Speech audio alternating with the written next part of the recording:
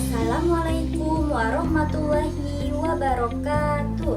Selamat pagi adik-adik, apa kabarnya hari ini? Semoga kalian semua sehat walafiat ya.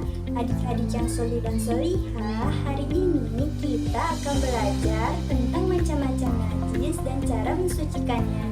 Seperti yang kita ketahui bahwa kebersihan itu sangat penting. Bahkan ada hadisnya, yaitu hadis tentang kebersihan. An-nazafatu minal iman, artinya kebersihan adalah sebagian dari iman.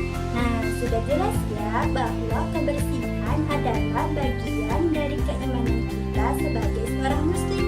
Oleh karena itu, kita harus menjaga kebersihan badan, pakaian, dan tempat ibadah kita agar tetap suci saat beribadah. Untuk itu, hari ini kita akan membahas lebih dalam tentang najis itu apa sih, apa saja contohnya, dan bagaimana cara mensucikannya. Yuk kita simak penjelasannya. Sebelum kita lanjut, apakah di antara kalian ada yang mengetahui apa itu najis? Kata najis berasal dari bahasa Arab yang artinya kotoran. Sedangkan najis menurut istilah adalah suatu benda yang kotor yang mencegah sahnya mengerjakan suatu ibadah.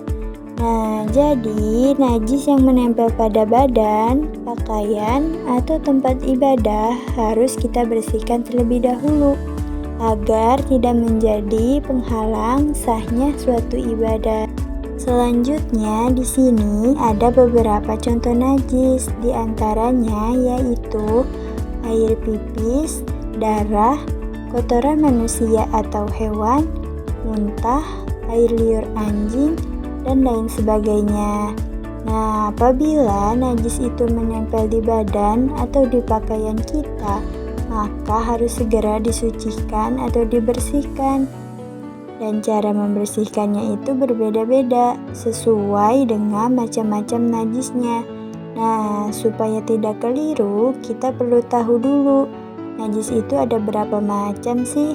Yuk kita pelajari satu persatu. Kali ini kita akan mengenal macam-macam najis. Dalam ajaran Islam, najis dibagi menjadi 3 macam, yaitu najis mukhaffafah, najis mutawasito, dan najis mughalazah. Berikut ini penjelasannya. Yang pertama, najis mukhaffafah, yaitu najis ringan. Contohnya, air kencing bayi laki-laki yang belum berusia 2 tahun dan hanya minum ASI.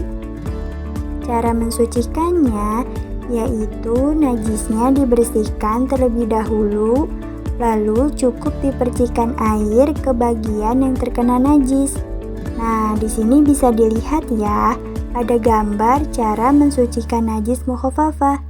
Yang pertama, lap najisnya terlebih dahulu dengan kain lap yang kering. Kemudian, percikan air ke atas benda atau tempat yang terkena najis. Dan yang terakhir, dilap hingga kering. Selanjutnya, yang kedua, najis mutawasito, yaitu najis sedang. Contoh najisnya yaitu air pipis orang dewasa, nanah, kotoran manusia dan hewan, bangkai, muntah, dan lain sebagainya. Cara mensucikannya yaitu najisnya dibuang terlebih dahulu, kemudian dibasuh dengan air sampai hilang bau, warna, dan rasanya. Jika masih ada salah satu dari 3 hal itu, maka belum dianggap suci. Yang ketiga, najis mughalazah.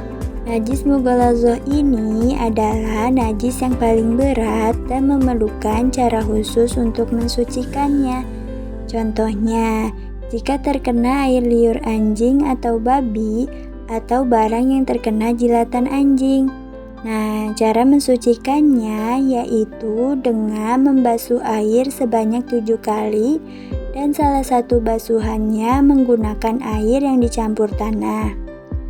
Di sini bisa dilihat, yang pertama buang najisnya, yang kedua cuci benda atau tempat yang terkena najis dengan air yang dicampur tanah, Dan yang ketiga, cuci dengan air mutlak sebanyak 6 kali hingga hilang bau, warna, dan rasanya.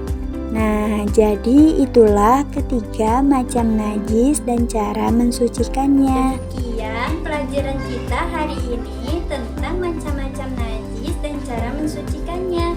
Semoga dengan memahaminya, kita bisa lebih menjaga kebersihan diri, pakaian, dan tempat ibadah kita. Terima kasih sudah menyimak pelajaran hari ini dengan baik. Sampai jumpa di pelajaran berikutnya. Wassalamualaikum warahmatullahi wabarakatuh.